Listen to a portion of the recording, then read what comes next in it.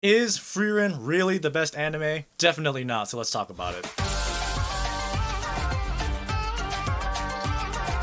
What's up, fans of anime? For this video, we're going to be reviewing Frieren Beyond Journey's End. Now, this anime has been talked about a lot this past year. Some people have it at their top 5. Some people actually have this on their top 1 of all things. But is it really the best anime? Not to me, it's not the best, but I could very much imagine that this is the best for a lot of people's lists. Now, let us explain by first talking about the pros of this anime, and then we'll talk about the cons. But the biggest pro of this anime is definitely its story. It's not really about where they're trying to go, which in this case is Oriel or heaven in this case. It's more about the journey that it takes to get there. To me, I found that more interesting. What stories they were telling while they were traveling, instead of like, I wasn't never in a rush for them to get to the heaven. I was really just enjoying what they were giving me. Like every episode, there was a message in there somewhere for us. And while giving us those messages, it also like deepened the character and the lore of the world. So I actually really enjoyed that quite a lot. In my opinion, I wouldn't count that as story. I would count that as like world building or like bonding with the characters, so like banter. So I feel like the strongest point is the world building. You know, they talk about what's going around the world with magic, with Himmel's party, the hero party, characters who were like heroes, like Kraft and stuff like that. Yeah, well, I would argue that the story that they wanted to tell was this journey. So if they had just emphasized getting to heaven, then all the actions that they would have taken would have assisted them in getting there. So that wasn't the story that this anime wanted to tell. It was more about their connections with each other. So I felt like that was the main story, but I can understand that like the actual end goal is to get to heaven. So that in itself, that plot point isn't that strong. But nonetheless, I did like what each episode was trying to do and was trying to give us. Like, each episode was contained within its own episode. It really did feel like this was a Monster of the Week anime, but this was more like a Lesson of the Week, which in this scenario, I didn't really mind, actually. I actually enjoyed it. Most of the time when animes give us like the Monster of the Week, is really just like, what does this new big bad guy got to do now? In this case, it wasn't just that. It was, what was the message for us as the viewers, and how does it affect our characters going forward? And also, it sticks with them too, so I just thought, okay, I think that's a really good way of doing things rather than just having something random every week and then not mattering in the future. Now, I will say some of the arcs in Frieren is done really well. Now, I do want to point out one of the arcs, which is probably my favorite arc, was the demon arc. The demon arc. That was the first biggest arc. Yeah, which is, I think, the first major arc. Yes. Which is episode like 9 through 14 or something like that. And my favorite part was obviously the reasons why Flambe, and Frieren, why they hide their magic aura. Yeah, that... I love that lore and the reason why they do that. Like, hiding your power level is nothing new, but hiding your power level from like demons, a reason. Yeah, there's a reason like for it. Like a good reason. It's not just, you know, in other animes, people just hide their powers. Obviously, it's to deceive them, yeah. But this one, there's another reason besides deceiving. They had to do that to deceive the demons because the demons was deceiving humans. Yes, with their words. Yeah, and that's the reason. That's what I was trying to get at before. Yes. It's because the demons, they're using human speech to deceive them humans. with, you know, with mother and brother and father and stuff like that, and help me or whatever. Yeah, like, just as a small tangent. And that I don't think any other anime's done that. No, it just that I've watched. Yeah, just as a small tangent. Talking about that, the next biggest arc was definitely the magic arc, and I'm kind of mixed on this arc. I really enjoyed the labyrinth arc, like the second test. That whole magic arc, I thought it was okay. Yeah, it was fine. There were some slow moments, obviously, and then obviously there's some to balance that out. There's some great moments, like when the Shadow Frieren popped up. Yes. I was like, oh, they can't kill the Shadow Frieren at all. And we got to see, I guess, Frieren's last minute resort. Her ultimate attack. Yeah, which is her opening. Even Frieren was like, congratulations, Fern. You let me use that move I never used in a long time, or I thought I never used. Yeah, and then I feel like the most badass thing that was ever said, where Sirius is like, Frieren, if anyone was ever gonna beat you, it's either gonna be the Demon King or a human mage, and then it pans to Fern just blowing the crap out of her. I'm all like, that's right, let's go Fern. Now let's get on to the second pro of this anime, which is definitely the characters. I had an emotional attachment to like a lot of these characters. Damn, already? Yeah, because of the way they told the story, which was, you know, life lessons for us, the viewers, and they conveyed it through the characters. I had an emotional connection to a lot of these characters. Even Sign, he was only here for like 4 episodes, but I was so sad when he left. That is by far my favorite character. I don't know why. He was my favorite character. I love Sign. Is it because he likes older women? No, it's just because he's so nonchalant about everything, but like he's also very knowledgeable about all these things. Like, you like the characters that are really smart. He was the mediator. Yeah, he was the adult. Yeah, he was of the anime. adult of the anime. So like I really liked him as a character. So when he left, I was just like, oh, I was really sad that I don't get to see him right now. But in saying that, something that this anime does really good with his characters, they bring them back. Yeah, returning characters. Yeah, and what I mean by that is there was a character that I thought was a throwaway character, but he somehow came back, and that was Kraft, the Yes, monk. yep. Like I thought, okay, so he's in like, what's the point of having this guy in this cabin that they just randomly stumbled upon? A couple episodes later, you learn, oh, he was a hero in the Yep, past, and I'm yep. like, okay, so they are gonna reuse these characters. They aren't just throwaway characters. So And that's where the world building comes in. And that's what Yes. I liked about this anime a lot. Because these characters play a role in this whole world that they're trying to do. Even if they're human or elves or demons. They're related in somehow, in some way. but the main three characters we have now are still great. You know, Fern, Frieren, and Stark. Like those are three great ass characters. Yes, and they all contrast from each other. Frieren being the She's the child. she is the child. She doesn't. It's weird because her actions are child. I don't know how to describe it. Because Stark is the child. Stark is childish. Stark is loud. Stark is childish, but he's like one of the strongest. I think Fern is like the mother. I think we're missing the point. I think they're all childish.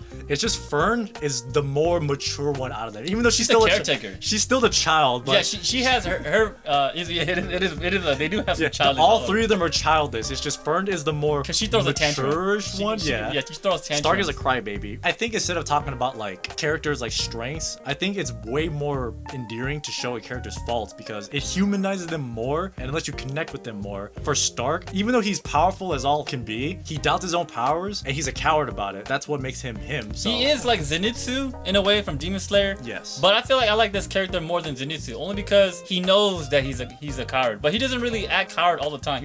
He knows he's scared, but he's gonna do it anyways. Yeah. That's what I like about this character more than Zenitsu. I love Zenitsu too. Yeah.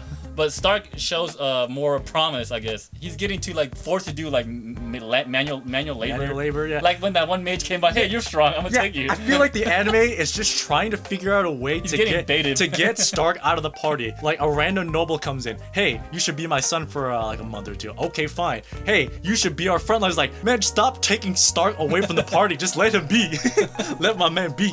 But yes, going from Stark to Fern, man, I didn't know how to feel about this character when they're introducing her in the first 2-3 episodes, and I was like, okay, she's like a kudere. She's very quiet, doesn't show a lot of a lot of emotions, and I was like, oh, I don't know how I feel about her and Frieren because Frieren was almost the same. Now when Stark came in, I think that's when everything started Shifting, to gel yeah. in because his personality is so bright, and then that's when Fern and Frieren just started to develop like a bond and banter between all of them. So I actually like Fern a lot. The word you like to use, nonchalant. She just Yeah. like, I'm just gonna shoot magic at you. Yeah. Oh, you're stronger than me? Okay, boo, boo, boo, boo, boo. And before we move on from Fern, I do like her pouty face. Oh yeah.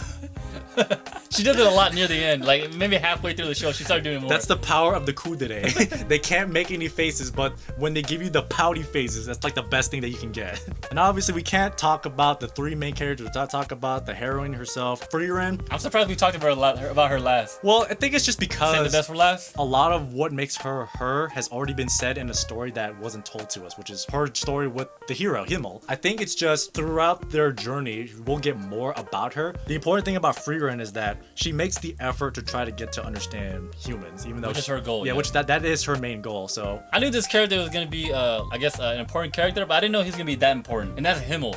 Himmel, yes. Himmel. It's what Himmel would have done. When he passed away in the first episode, but then you come to realize Frieren reminisces about Himmel almost A lot. throughout the whole show. Yes. Almost as if she, loved this character, but she never got to convey her feelings. And Himmel, he had a lot of lore behind him too. And I'm like, damn it, this guy gets a lot of shine.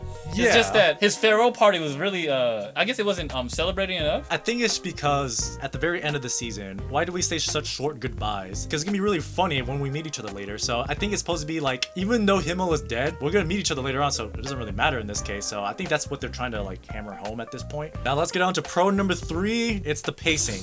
I actually enjoyed the way this anime was paced. When I was watching this anime, I didn't feel forced to want to watch the next episode. I feel like a lot of animes pride in the ability to be like, oh, what's the next episode? What's happening next episode? Oh, cliffhanger, let's go. But this one, it was just nice to watch 1 or 2 episodes and just be able to put it down without having to feel like I was being rushed to watch the next episode. It felt like this anime really respected my own time. So I just had a very pleasant time watching this anime. Now, I would agree with the pacing. You know, I feel like there's really no boring parts besides one, and I'll talk about that in the con. Later, yeah. But yeah, this anime doesn't really have a lot of cliffhangers. Maybe besides near the end when they fight, you know, Frieren Shadow and stuff like that. Yeah. Maybe you kind of want to know what's going on. But I feel like that could be a pro and a con at the same time. Sometimes when animes don't give you like a cliffhanger or they don't want you to have more, then there's no rush for me to watch the next episode. I guess what I'm trying to say. No. Whether that's a pro and con, that's up to it's up subjective to, kind of thing. So let's get on to pro number 4, which is the soundtrack, the music. I absolutely love the music for this anime just because I'm a sucker for fantasy, like JRPG style music, and this really fit the theme. Like they walk into a town, you hear like the flute and the strings, like you're in a town, this is absolute safety, like there's probably some side quests for you to do. I just loved all of it. And I would also be remiss if I didn't talk about the intro and the endings. Both intros are done by 2 very popular artists, and a lot of people might not talk about the ending song, but I think the ending song was probably the best song out of all 3, just because at the very end when they play that song and then it starts with "and you're alright," And you alright? I'm just like, that's right, you are okay. Even with all your flaws, you're okay, man. No, I never watched the whole ending. I did. The whole ending credit, I never watch it. Like you said, I just hear that part and then I just go to the next episode. Yeah, it's an absolutely beautiful Yeah. song, and I think it encapsulated what this anime was trying to be, and that's very much the reason why I like the soundtrack of this particular anime. Alright, so that was it for the pros. Now let's get to the cons. Now, I feel like this is where a lot of the anime community who do not like Frieren, this is their gripes about the show right here. And let me start off with how boring it is. Some people may say it is boring. This show does not have too many fight scenes or action, and you know, I like Frieren the anime, and I do wish sometimes there is a little bit more action in some parts. Going back to the pacing of the anime, I said there was one part that I had pacing issues, and that is the intro, is the beginning. The beginning really? and a part of the magic part. The beginning, like I said, Frieren and Fern, they had the same personality. I feel like these 2 characters was just like emotionless people. They're talking. And I was like, okay, I'm like, they're not sticking out yet, you know? Maybe like the first 3 episodes, I had a hard time getting through it. There was a part in the magic school arc that I just did not like. The first test, I didn't like a lot of You're that. talking about the bird. The bird test is I didn't like a lot of that because it was more about Frieren and those 2 girls. Frieren's interactions with those 2 characters were just the same things that she was doing with Stark and Fern, but these are just 2 random characters that just kind of threw out there. So that particular story I didn't care about because they were now using those 2 new characters to convey the message to me, and at this point I just did not care about them. Yeah, I think at that point they introduced too many characters at once. Yes. Because they had introduced obviously the whole class, which brings to my next con, which is the characters.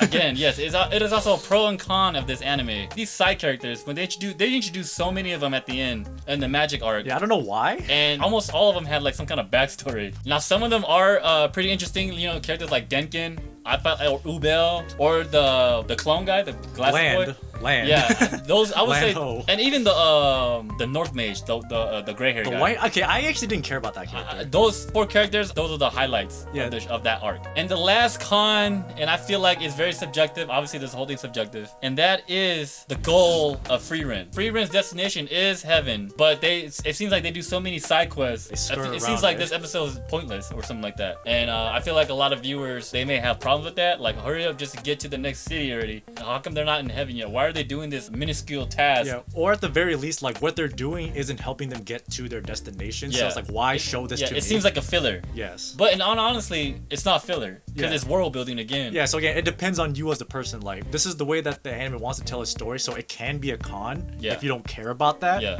But if you do care about it, then it becomes a pro, like for us. All right, so here is our tier list. We rank every anime review that we do. I'm pretty sure you're gonna hate a lot of what we have to say here. Where should we rank Frieren Beyond Journey's End? I would rank Frieren with everybody else, and I would probably rank it in S tier. Ooh.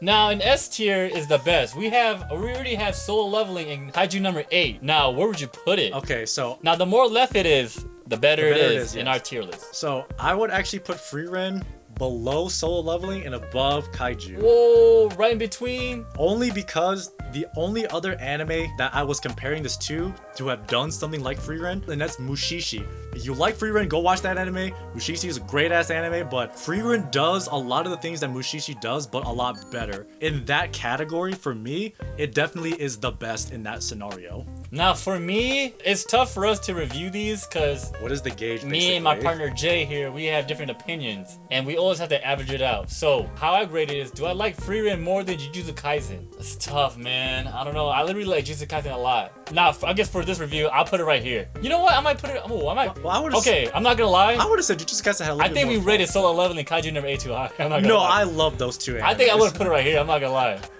So you want to put? Jujutsu Kaisen should have been up here. So you want to put Espel? I mean, again, that's the reason why there's two of us. Like we Yeah. both have our differing Yeah. opinions. So don't get mad at me, guys. Would you rank Frieren as the best? Like the best of the best? Because Solo Leveling to me is my favorite. I know power Solo fantasy Leveling of was all a time. personal pick for you. Yeah, it is my yeah. Yeah. And this I just enjoyed it. And again, in this scenario, Frieren is my favorite Yeah. genre. I of this agreed. We particular shouldn't have put category Solo Leveling so high. now. No, I wanted it. I to know, be I know that, you but wanted that's it. just And me. that's what we left it. I knew I didn't want to put it high because it was I knew maybe season 2 might have been better. Season or 2 something. is not going to be good. I can tell you that. I wanted right it at now. an A. So I guess in our tier list, I would have to put it right here. So now we have to come into agreement. Yeah, we had to come to agreement. So I don't mind if you want to put it in the middle. you know what? I'll leave it up to you. I'll let you decide. I feel like for all these other reviews, I've always been the deciding factor. This is for the fans. I'll I'm gonna let you put it right decide. here. I'll let you be the deciding factor. I'm gonna put it at the best of our tier list only because there's more peaks compared to Solo Leveling and Kaiju number 8. So you agree? I agree. Yeah. So yeah, we go with the best S rank right there, Frieren. So going back to that first question that I asked, is Frieren really the best anime? Again, no, it's not. But here's the thing. Everyone's definition of the best anime is always going to be different for everybody. So even though we rated this very, very high, it might be very, very low for a lot of other people. And you know, we ranked it high because that's the animes that we reviewed. Obviously, we haven't reviewed our actual favorite animes. Yes. So obviously it's not up there. But for the ones that we reviewed so far, Frieren is up there. So with all the praising that we're doing with Frieren, unfortunately, this anime has not got a season 2 announced, which is sad because, you know, this anime is on fire right now. Yes. But it's not greenlit for a second season. And the studio is Madhouse. Now, if you don't know what Madhouse is a studio that does other popular animes like Death Note, One Punch Man, No Game No Life. Some of those animes that I've listed, guess what? They didn't get a season They 2. didn't get season 2. Now, One Punch Man is getting it. They get a season 2 and is getting a season 3, but it's a different studio. No Game No Life still does not have a season 2. It's part of one of the most popular isekais next to Mushoku Tensei, and it is not getting a second season. So it's not looking good for Frieren right now, at least for Madhouse to make it. Yes, I will say I think another anime studio has to take it over. But yes, that is our review of Frieren. Let us know down in the comments below about what y'all think, man, about what we think also. Do y'all hate what we said? Please flame us, and also about our tier list. And please check out our channel for other anime reviews, discussions, and quizzes. Until next time, thank y'all for watching.